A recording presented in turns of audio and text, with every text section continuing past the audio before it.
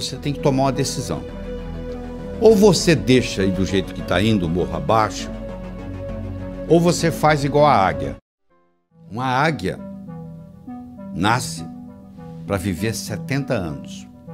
70 anos de vida. Só que quando chega aos 40, o bico dela está entortado, está velho, as garras já não são as mesmas, estão dificultando ela caçar, e a penugem dela já está fraca. Ela tem duas opções. Ou ela chuta o pau da barraca e deixa acontecer, e logo logo ela morre, ou ela resolve fazer um renascimento. Ela procura uma região onde tem uma pedra, onde tem água por perto, onde ela pode caçar roedores por ali, e ela decide ficar naquele lugar por 150 dias, 5 meses. E ela vai fazer o seguinte: ela vai pegar o bico e bater com o bico naquela pedra até o bico cair, e vai nascer um bico novo. Ela, com um bico novo, ela vai arrancar as garras velhas e vai criar garras novas. E ela, com um bico novo e as garras novas, ela vai tirar toda a penugem envelhecida e vai nascer penugem nova. E com 150 dias, com 5 meses, ela completa esse ciclo. E ela agora está de bico novo, garra nova, penugem nova. E ela agora está habilitada a voltar a caçar e a voar por mais 30 anos. Eu não sei qual a sua idade, mas eu sei que vai chegar um momento, se já não chegou na sua vida, que você tem que tomar uma decisão. Ou você deixa aí do jeito que está indo, morro abaixo, ou você faz igual a águia. Nós vamos agora aprender realizando suas metas. Primeiro você transforma os seus sonhos em metas. Depois você transforma suas metas em realidade. Como é que você faz isso? Muito simples. Primeiro, tem que ser sua. Por que você está estudando medicina? Ah, porque o papai gosta. Então mande seu pai fazer o vestibular. Ninguém tem direito de escolher profissão para os outros. Você tem que ter a meta sua, só pelo prazer de ter, para ela se manifestar no universo. É só isto, mais nada. O dinheiro vem como consequência. Então, primeiro tem que ser sua. Você está fazendo o que você gosta? Se não tiver, você muda. Segundo, a sua meta tem que ser grande. Você tem que mirar na lua, porque se você errar, você não vai estar entre as estrelas. Em 1976, quando eu me mudei para os Estados Unidos, eu falei para um amigo meu: em 3 anos eu vou ensinar cardiologia para os americanos. Ele riu de mim. Sabe quanto tempo levou? Em 8 meses eu dei a minha primeira apresentação em Washington, D.C., para 400 cardiologistas. Quando eu contei para o meu amigo e ele riu, eu sabia que o tamanho estava bom. Tenha metas grandes, que você valer a pena você brigar por elas, porque meta pequena não lhe estimula. Se você mirar na lua e errar, você vai estar entre as estrelas. Tem que ser grande. Terceiro, ela tem que ser positiva. Não é o que você não quer, é o que você quer. O que você quer na vida? Eu não quero doença, eu não quero pobreza. Eu não estou perguntando o que você não quer. Eu quero saber o que você quer. Se você se concentra no que você não quer, ao invés de se concentrar no que você quer, é como se você estivesse dirigindo um carro olhando pelo retrovisor. Você sabe de onde você está vindo, você não sabe para onde você está indo. Você tem que concentrar naquilo que você quer, colocar energia. Eu não quero ser igual ao meu pai. Ser igualzinho ao seu pai, todo mundo sabe disso, menos você. Porque quando você diz eu não quero ser gordo, você pensa em gordura. Quando você diz eu não quero ser pobre, você pensa em pobreza. Você sabe que tudo é criado 2 vezes. Primeiro você cria aqui, depois você se manifesta no seu universo físico. Você tem que ter objetividade, ela tem que ser objetiva. Ela tem que ser datada, tem que ter uma data. Quando que você quer isso? Ela tem que ser específica. O cérebro trabalha ciberneticamente. Cibernética trabalha com especificidade. Você imagina um termostato no ar-condicionado de uma sala e você pergunta para mim que temperatura que eu coloco aqui. Eu falo mais ou menos. Você vai colocar o quê? Agora, se eu falar 21 graus Celsius, você vai lá e coloca. O que você quer? Eu quero dinheiro. Dinheiro você já tem no bolso. Ah, eu quero mais. Vou te dar mais $1, tá bom? Não adianta, não é só. Você tem que ser específico. Você quer quanto? Eu quero $50 mil na minha conta até o final do ano que vem. Eu não estou garantindo que você vai obtê-lo, mas eu posso lhe dizer que a chance de você obter aumentou violentamente. E todas as vezes que você quiser chegar a algum lugar, você tem que saber de onde você está saindo. Uma vez eu estava dando um curso nos Estados Unidos, o sujeito falou assim: eu quero $50 mil na minha conta até o final do ano. Eu Falei, quanto você tem? Ele falou, não sei. 2 semanas depois ele me liga, você não vai acreditar, eu somei o que eu tinha no banco, eu tenho 55 mil dólares. Ou seja, ele estava pedindo o que ele já tinha. Aliás, ele não é o único na jogada. Tem gente que diz assim, Deus, meu Deus, eu quero talento. O que você acha que é talento, meu? Você acha que o pianista, ele sentou no piano e tocou? Ele praticou anos e anos e anos e anos para chegar lá. É verdade? Você acha que essa eloquência que eu tenho aqui conversando com você diretamente, isso apareceu da noite para o dia? Eu dou aula desde os 12 anos de idade. Então, essa história de talento tem muito a ver com a prática. Quanto mais você pratica, mais sortudo você fica. A sua meta tem que ser específica. Ela tem que ser datada. Você tem que saber de onde você está saindo. Qualquer lugar que você quiser, você liga para mim e diz assim, como é que eu chego aí? Eu pergunto de onde você está. Onde você está? Ah, não sei. Então eu não posso lhe ajudar. Você precisa ir a qualquer lugar, você tem que saber de onde você está saindo. Quais são as suas qualidades. Põe uma meta que seja significativa. Ela tem que ter uma importância para você e para os outros. Não é uma coisa que só você vai se beneficiar. Se só você se beneficiar, ela não é ecológica. Às vezes ela não é ecológica nem para você. Ecológica, a meta sendo ecológica é importante. Eu não posso divulgar o meu trabalho pelo mundo todo e ao mesmo tempo passar 5 dias da semana com os meus filhos, com a minha família. Se eu quiser fazer a mesma coisa, simultaneamente, divulgar o meu trabalho e passar 5 dias com a minha família por semana, uma dessas duas não é ecológica, porque uma vai brigar com a outra. Porque eu estou querendo criar 2 metas praticamente antagônicas. Eu não posso viajar pelo mundo todo, pelo Brasil todo, e ao mesmo tempo ficar 5 dias com a minha família por semana. Então você tem que ver que uma meta não pode ir contra a outra. A sua meta, ela tem que ser relembrada com frequência. Não é você chegar no dia 31 de dezembro e escrever o que você quer para o ano seguinte. Você tem que estar constantemente olhando o que eu quero. Às vezes muda. Às vezes você perde o interesse, às vezes uma meta que você tinha, você fala, não quero mais. Eu tinha vontade de ter essa meta, hoje eu não quero mais. Porque às vezes você trabalha anos por uma meta que você queria e você esqueceu que não quer mais. E quando termina, e aí? E agora? Ah, eu não quero isso mais. Você podia ter decidido isso muito tempo atrás, porque os seus valores mudam, os seus interesses mudam. Quando eu tinha 20 anos de idade, eu era capaz de viajar 10, 20, 30 horas para pular carnaval. Hoje eu quero distância de carnaval. Ou seja, os meus interesses mudaram, os seus também.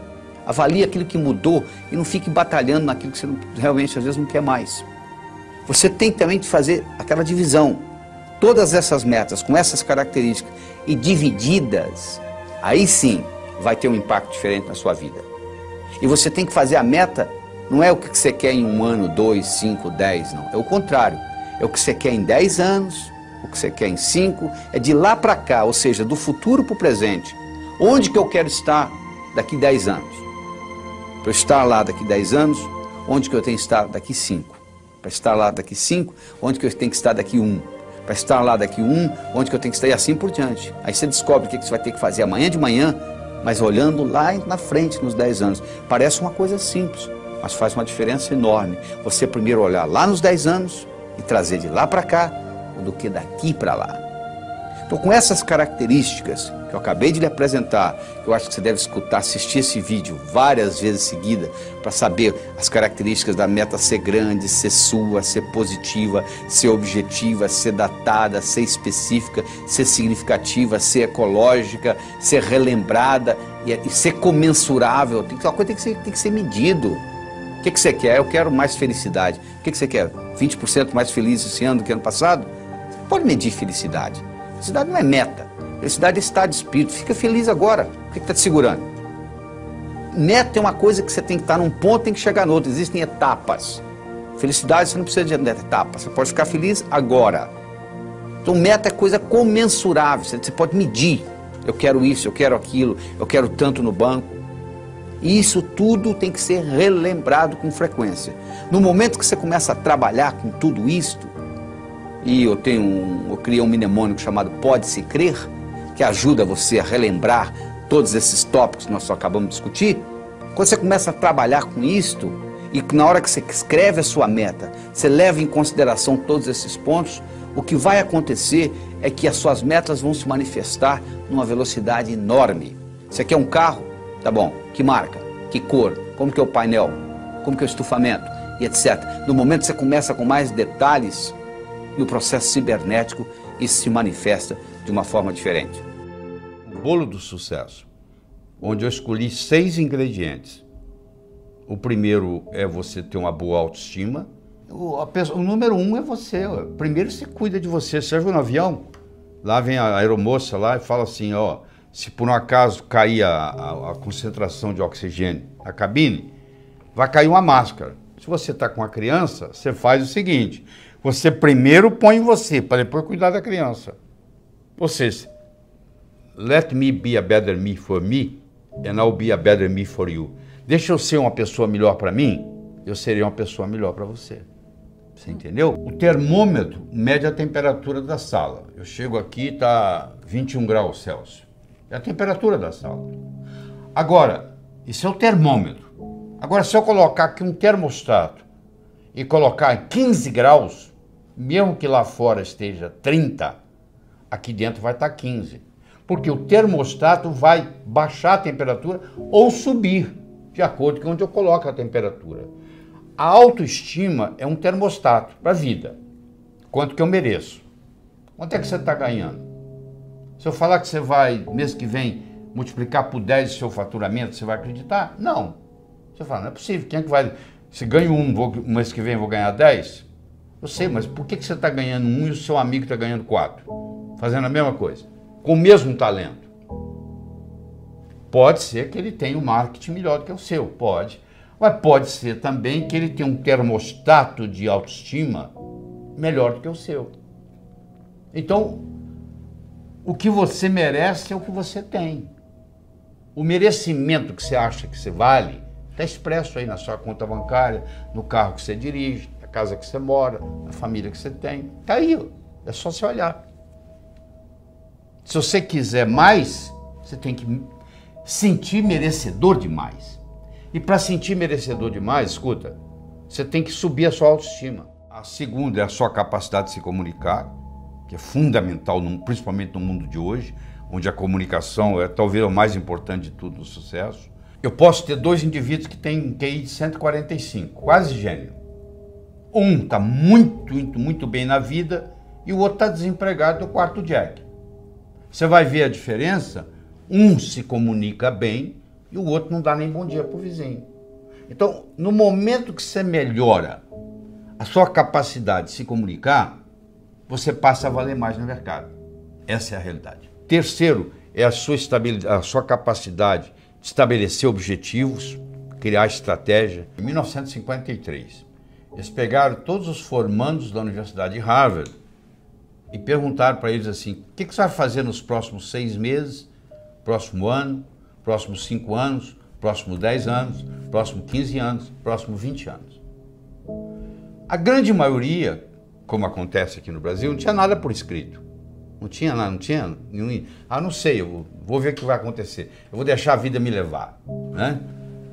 Mas 3% daqueles estudantes, eles tinham por escrito o que eles iam fazer com 6 meses, com 1 ano, com 5, com 10, com 15, com 20 anos de formado. Em 1973, eles pegaram aqueles que ainda estavam vivos e fizeram uma avaliação. Então, aquele grupo que tinha por escrito era 3%. Valia mais do que os 97% junto em todos os aspectos. Então, eles viram se a inteligência era diferente? Não. O background familiar era diferente? Não. Tudo era igual. As notas que tiravam na escola, a única diferença que fazia diferença é que eles tinham por escrito. Então, os nossos, por isso que a empresa multinacional, ela pega os objetivos do ano que vem e coloca até setembro por escrito. Tem que estar ali no papel. Aqui tem que ser recordado com frequência. Você tem que colocar ali e você tem que datar. Como é que você transforma um sonho em uma meta? Você coloca uma data. Tudo aquilo que você colocou na categoria de algum dia não vai acontecer. O cérebro fala, tá bom, o dia que algum dia chegar, você vai no calendário, onde é que está algum dia? Não está lá. Não tem no calendário, não existe. Então eu tenho que ter metas a curto, a médio, a longo prazo. Tem que ter os 3 tipos de metas. Eu tenho que ter elas por escrito. E eu tenho que descobrir qual é a finalidade de vida que está por trás dessas metas. Porque a finalidade de vida, ela te valoriza a sua meta. Vou dar um exemplo. Você imagina uma bolinha que eu jogo para você, você joga para mim, eu jogo para você, você joga para mim, eu jogo para você, você joga para mim. Começou a ficar cansativo, né? Mas se eu chamasse de tênis, mudou, né? Milhões de dólares por trás. Enquanto era uma bolinha para lá e para cá, você não estava dando valor. Na hora que eu falei tênis, mudou. É assim, uma meta que talvez não tenha importância, mas se ela está encaixada dentro da minha finalidade de vida, ela valoriza. E eu vou estar disposto a ter mais esforço para que ela aconteça. A sua atitude determina a sua altitude na vida, a sua dedicação ao trabalho e a sua ambição saudável. Então são 6 elementos, ó. A boa autoestima, boa comunicação, saber estabelecer metas, ter uma atitude positiva, dedicação ao trabalho de uma forma inteligente e hoje melhor do que ontem, amanhã melhor do que hoje. O japonês chama de Kaizen, que é melhora contínua. A palavra Kaizen, no Japão, 1945, Hiroshima, Nagasaki, 40% do Japão destruído. Com essa simples filosofia de uma palavra, que é K-A-I-N-Z-N, Kaizen, que é melhora contínua, o Japão saiu de lá e hoje ele é o 3º per capita no mundo, entendeu? 3º país mais desenvolvido do mundo, então, ou seja, está lá no pódio. Saiu de 40% destruído, é um arquipélago com mais de 3.000 ilhas, não é um continente, muito complicado, mas, no entanto, com a filosofia Kaizen, que é melhora contínua, que eu recomendo você adotar isso, eu adotei isso na minha vida, hoje é melhor do que ontem, amanhã é melhor do que hoje, e aí você junta esses 6 ingredientes com a pitadinha do que eu chamo a diferença entre o profissional e o amador. O que difere o profissional do amador? Paciência e persistência, porque o amador, se não der certo, ele chuta o pau da barraca. O profissional sabe que o amanhecer só vem depois da noite ter passado. Roma não foi construída em um dia. Então tem que ser de grão em grão a galinha enche o papo. Então tem que ser aos pouquinhos para chegar lá. Então eu coloco esses 6 ingredientes com paciência e persistência e o resultado só pode ser um: obter aquilo que você quer. Imagina uma vaca subindo um morro. Você pensa que é a vaca que determina onde que ela pisa? Não. Quem determina onde a vaca pisa não é a vaca, é a estrutura do terreno. Sabia disso? A única coisa que a vaca faz, ela procura o caminho mais fácil. A mesma coisa ocorre conosco. O nosso comportamento vai depender da nossa estrutura psicológica. Força de vontade não adianta nada. Você pega uma bola de futebol, coloca no fundo de uma piscina e segura lá por quanto tempo? A estrutura da bola foi feita para flutuar. Então na hora que você soltar, ela vai para a superfície. Do mesmo modo que a estrutura de uma pedra foi para ficar no fundo. Você não consegue segurá-la na superfície. Você vai cansar, ela vai afundar. Então, o mais importante de tudo é você determinar a sua estrutura psicológica. É você mudar essa estrutura psicológica. Ou seja, você está preparando a sua estrutura psicológica. Preparando como? Fazendo aquelas escolhas que nós já discutimos. Eu escolho ser sadio. É muito diferente de você não ser doente. Sabia disso? A maioria não é doente. Você vai no médico, você não tem diagnóstico de doença nenhuma. Não significa que você seja sadio. Ser sadio significa ter energia para implementar tudo que você tem na cabeça. E poucas pessoas são sadias. A maioria não é doente. É muito diferente ser sadio e não ser doente. Eu escolho ser a força criadora na minha vida. Eu escolho ser sincero para comigo mesmo. Significa quando eu digo sim é sim, quando eu digo não é não. Todas as vezes que você diz sim e gostaria de dizer não, um pedacinho de você morre. Isso, quando você faz essa estrutura, você está se estruturando para longo prazo, para fazer um processo de longa duração. Aí sim se mantém. Porque se você fizer só com a força de vontade, é aquilo que ocorre no 31 de dezembro. Uma semana depois, não tem mais nada.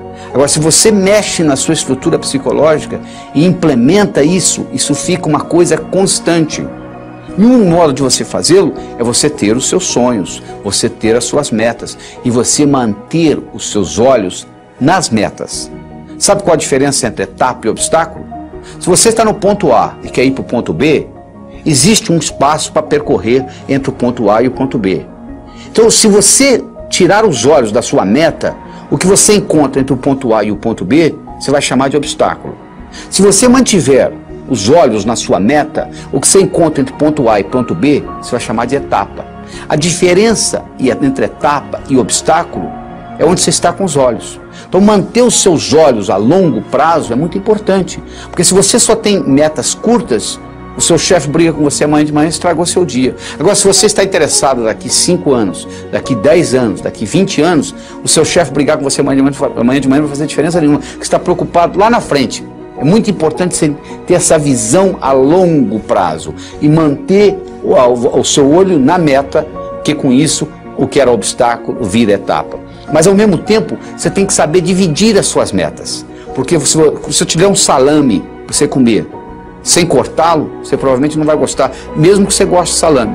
Mas se você for cortando fatia por fatia, e conversando e tomando uma cerveja, um refrigerante, você acaba comendo metade do salame sem sentir, não é verdade? O mesmo ocorre. Tem gente que diz assim, poxa, eu vou escrever um livro, é demais. Escreva um capítulo. Ah, demais. Escreva um parágrafo, escreva uma frase.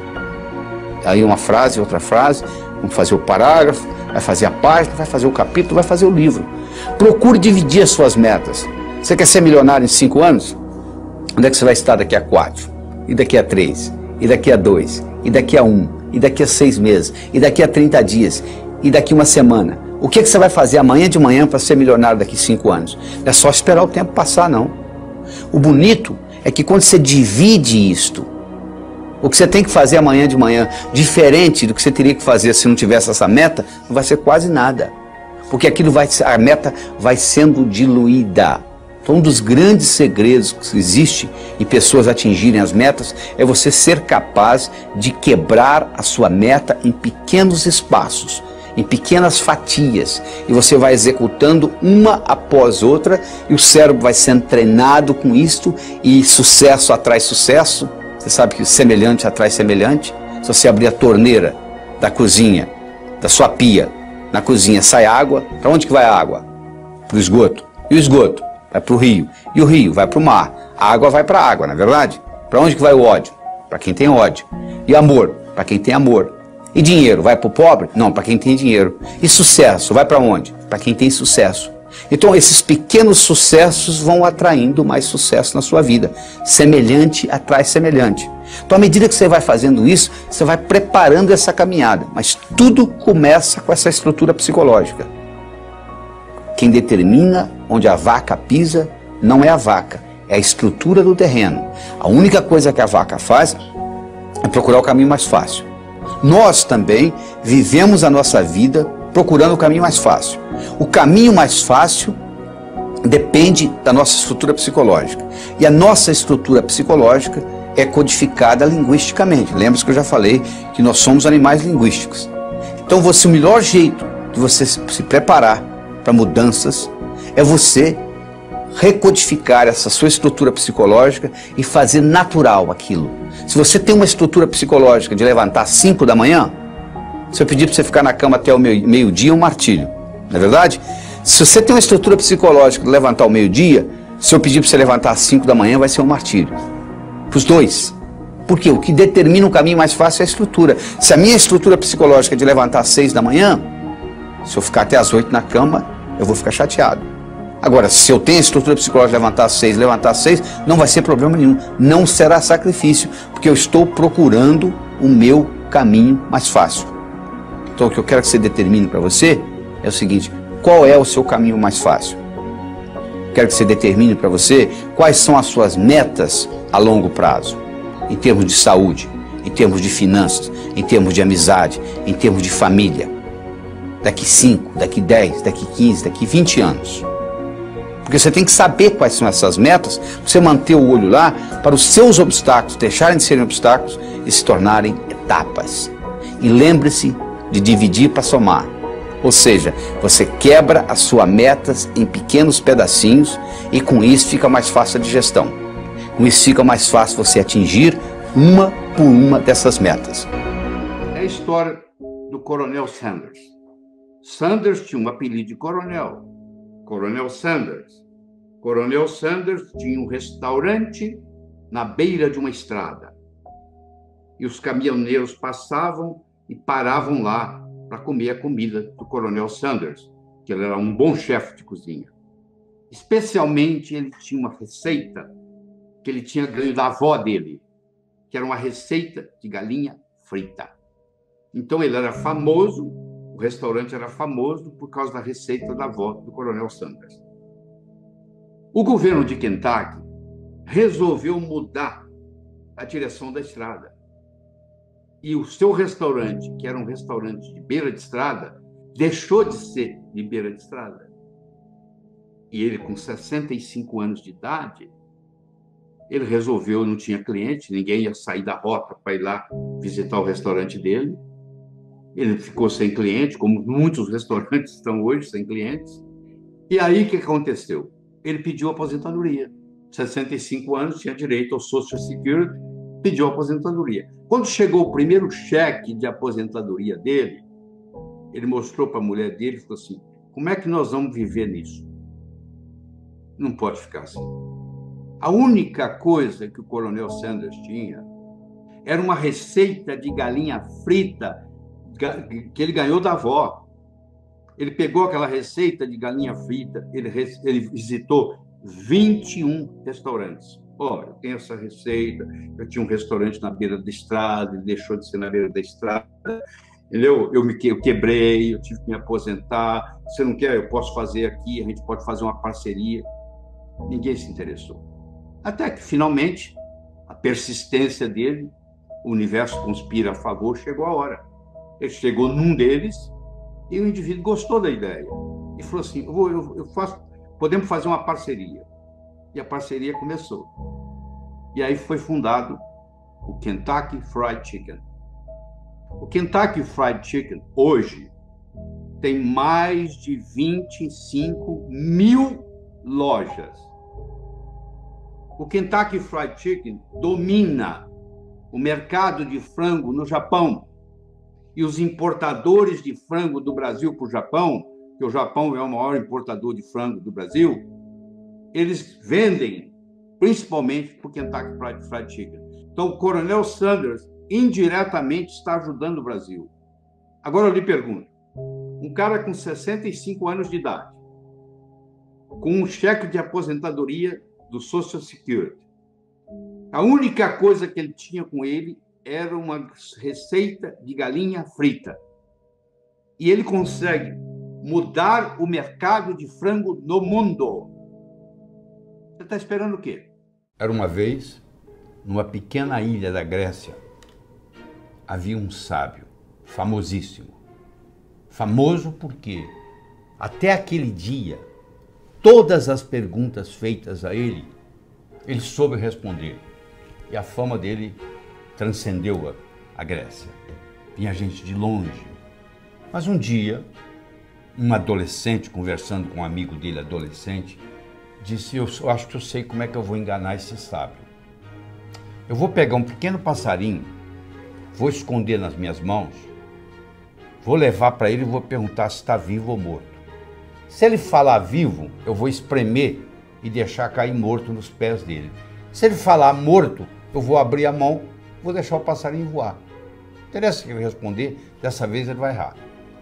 Aí você imagina, o adolescente pegou o pequeno passarinho, colocou nas mãos, foi até o sábio, olhou para o sábio no olho e disse assim: sábio, diga-me, o passarinho nas minhas mãos está vivo ou morto? O sábio olhou para ele e disse: meu jovem, a resposta está nas suas mãos. Você que está aí, eu quero que você saiba que o seu sucesso, tanto pessoal quanto profissional, esteve, está e sempre estará nas suas mãos. Você não faz um bolo só com farinha, nem só com manteiga, nem só com ovos. Você precisa de vários ingredientes. O bolo da vida necessita vários ingredientes. E um desses ingredientes é o diálogo. Um desses ingredientes é a capacidade de se comunicar. Ele não é o único, mas ele é fundamental. A comunicação tem 3 níveis. O primeiro nível eu chamo de boca-ouvido. O segundo nível eu chamo de cérebro-cérebro. O terceiro nível eu chamo de coração-coração. Vamos começar com o primeiro nível. Boca-ouvido. Deixe-me primeiro fazer uma distinção para você. Ouvir e escutar não são sinônimos. Você ouve com o ouvido, você escuta com o cérebro. Você já foi alguma vez num restaurante e pediu ao garçom para lhe trazer uma água com gás e ele lhe trouxe uma água sem gás? Ou você fez uma solicitação e ele lhe trouxe outra? Aquele garçom, naquele momento que ele recebeu o seu pedido, ele estava operando no nível 1. No nível 1 ninguém é promovido. No nível 1 você não conquista as pessoas. No nível 1 você não vai para frente na vida. Não interessa a nota que você tirou na escola, isso não faz diferença. Porque a escola lhe passa informação. A vida lhe exige competência de ação. O que cai na prova não cai na vida. Se você observar na sua cidade, você vai encontrar indivíduos que eram CDFs, que eram estudantes brilhantes, e hoje são pessoas que estão perdidas na vida. E você vai encontrar também pessoas que eram estudantes medíocres, e hoje são excelentes empresários, estão contribuindo para o bem-estar da comunidade. Por que isso? Porque esses segundos, eles sabem dialogar com o mundo, eles sabem dialogar com a sociedade, eles aprenderam, talvez até intuitivamente, o poder da comunicação. Então, se você me permite, eu vou começar a trabalhar nesse modelo do nível 1, boca-ouvido, nível 2, cérebro-cérebro, nível 3, coração-coração. Quando você está operando no diálogo nível 1, não acontece nada. É o pai que está dando um sermão para o filho. E entra num ouvido e sai no outro. E o pai não percebe que ele vem falando isso há 5 anos e não funcionou nada. Pelo contrário, o filho até ficou rebelde de escutar o pai falar aquilo. E o pai não se dá conta que aquilo não é diálogo, que é um monólogo que ele está falando para o vento. Porque está entrando no ouvido e saindo no outro. Eu só posso me comunicar com vocês se nós fizermos uma conversa que interesse vocês. Não tem outro jeito. No diálogo, na comunicação, nós temos que modificar um pouquinho aquela frase que você conhece. A frase é assim: faça aos outros o que você gostaria que fosse feito a você. A verdade não é bem essa. Faça aos outros o que os outros gostariam que fosse feito a eles. Se eu convidar você para jantar na minha casa em São Paulo, eu não vou lhe servir o meu prato favorito. Pode ser que você nem coma. Eu vou perguntar o que você gosta. Se eu quero agradar alguém num processo de diálogo, eu tenho que ver o que a outra pessoa quer ouvir. Eu vou começar por ali, e não o que eu quero passar. Quero que você entenda isso. Faça aos outros o que os outros gostariam que fosse feito a eles. Eu quero mostrar o meu ponto de vista para você, mas eu não me preocupo como que você vai receber esse ponto de vista. Aí sabe o que acontece? A natureza colocou um ouvido no mesmo nível do outro. Entra num ouvido e sai no outro. Aí não deixa de ser diálogo, passa a ser monólogo, porque não tem repercussão. Para esse diálogo se ocorrer, primeiro eu tenho que ter uma mensagem forte. Você só vai continuar me escutando se você estiver gostando da mensagem. Eu tenho que ter algo para poder passar para você. Essa é a mensagem. Segundo, nós temos que conversar de uma forma metafórica. Quando eu lhe conto uma história, você não pode dizer que você não concorda com ela. Eu estou lhe contando uma história. E dentro da história, eu coloco a ideia que eu quero passar para você. Era uma vez um navio de alta prioridade, porque carregava ouro. E de repente o motor desse navio enguiçou. E o dono do navio disse: para. Traga aqui o melhor mecânico da região. Eles trouxeram. Ele trabalhou um dia inteiro, não conseguiu consertar o motor. Ele disse: para. Traga aqui o melhor engenheiro mecânico do país mais próximo. Eles trouxeram. Ele trabalhou 2 dias, não conseguiu consertar o navio. Ele disse: para. Traga aqui de onde estiver, de helicóptero, quem montou essa máquina desse navio. E eles procuraram, encontraram e trouxeram ele e um assistente. E eles desceram no navio de helicóptero, foram até a casa de máquinas, escutaram o barulho da tubulação, tocaram nos tubos, e tinha uma válvulazinha vermelha num canto. E ele perguntou para o assistente dele: você tem um martelo? Tem, me empresta. Ele foi lá e pim! Ligue! Eles ligaram, tudo funcionou às mil maravilhas. Os 3 indivíduos que trabalharam, o primeiro que trabalhou um dia, o segundo que trabalhou 2 dias, e esse que deu a martelada na válvula, mandaram as suas respectivas contas. Quem trabalhou um dia, mandou uma conta de $100. Quem trabalhou 2 dias, mandou uma conta de $400, $200 por dia, porque ele havia trabalhado 2 dias e ele era mais sofisticado do que o outro. E quem deu a martelada mandou uma conta de $10.000.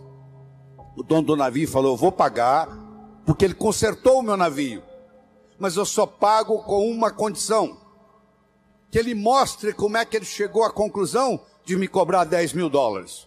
E ele mandou um bilhete para o dono do navio: para dar a martelada, $1. Para saber onde bater com o martelo, 9.999. Olha que interessante. Você imagine que nós estamos almoçando e eu conto essa história para você. Aí nós estamos num diálogo, almoçando. Aí você vai para o seu escritório comigo e você está pensando em me contratar para ser seu consultor na sua empresa. E você pergunta assim: doutor Laí, qual é a sua remuneração? E eu falo um preço elevado. Ao invés de você falar é caro, você vai pensar assim: esse cara sabe onde bater com o martelo. Eu preparei o seu cérebro para escutar o meu diálogo com você. Através de quê? Através de uma história, através de uma metáfora. A pessoa que sabe dialogar, ela conversa metaforicamente. O político que ganha a eleição é um contador de histórias. O padre que faz o sermão que agrada a todos é um contador de história. Porque quando você está contando uma história, a mente crítica baixa. Você conta a história e leva o que você quer levar junto da mensagem. E a mensagem entra na estrutura psicológica. Terceira coisa importante no diálogo é uma linguagem apropriada. Você já foi a um médico e o médico começa a usar aquela terminologia médica que só ele entende. E aí você volta e a sua família te pergunta: e aí, o que você tem? O que o médico falou? Ah, não entendi o que o médico falou. Esse médico não tem nada de inteligente.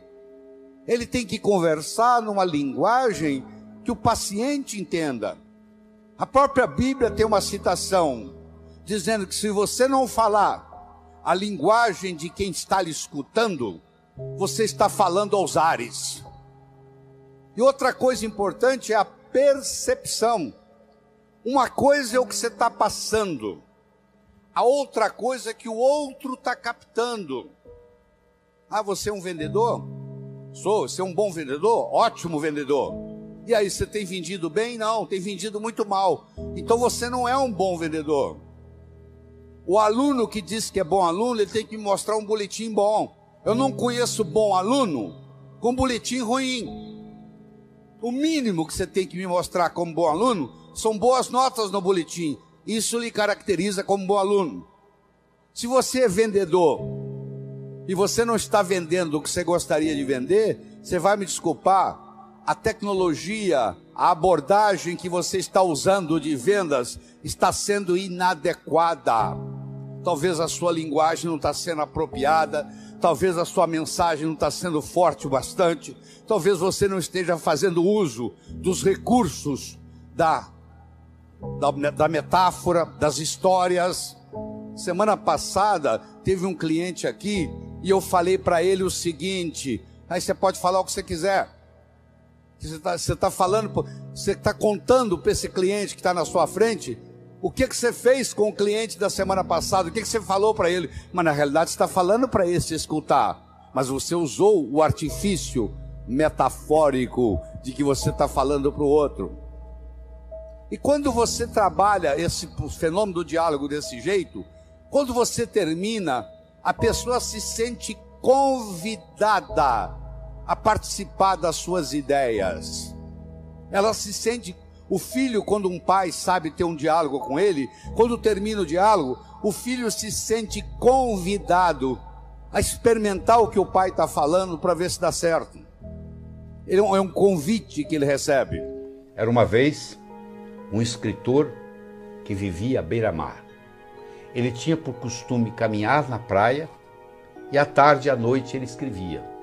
Uma manhã ele estava caminhando na praia e de longe ele avistou um jovem que dançava na areia. Aquilo despertou a curiosidade dele, ele se aproximou. Quando ele se aproximou, ele viu que o jovem não estava dançando. O jovem estava jogando coisas no oceano. Ele perguntou para o jovem: jovem, o que você está fazendo? O jovem respondeu: o sol está quente, a maré está baixa, essas estrelas do mar estão morrendo desidratadas aqui, eu estou jogando-as de volta ao oceano. Aí o escritor olhou para o jovem e disse: jovem, será que você não entende? Existem centenas e centenas e centenas de quilômetros de praia, centenas de milhares de estrelas do mar na areia. Você jogar uma ou outra de volta no oceano, no total não vai fazer diferença nenhuma.